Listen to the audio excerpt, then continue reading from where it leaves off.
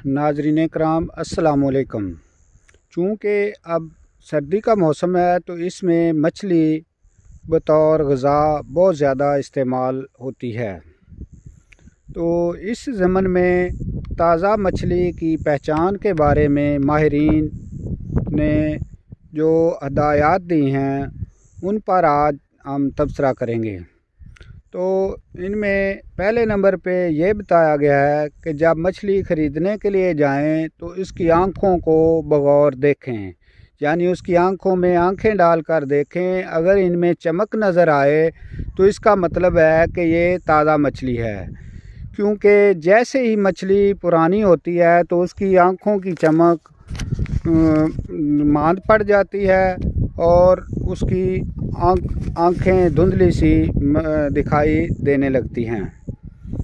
जो दूसरा तरीका बताया गया है उसमें है कि मछली को हाथ में उठाकर, यानी मछली को हाथ में उठाएं और उसके दरमियान वाले हिस्से पर ज़ोर से अंगूठे से दबाएं, और अगर दबाव या गड़े का निशान वापस अपनी जगह पे आ जाए तो इसका मतलब है कि मछली जो है वो तंदुरुस्त है। अगर वहीं पे गड़ा मौजूद रहे तो मछली ख़राब हो चुकी है और वो खाने के काबिल नहीं है।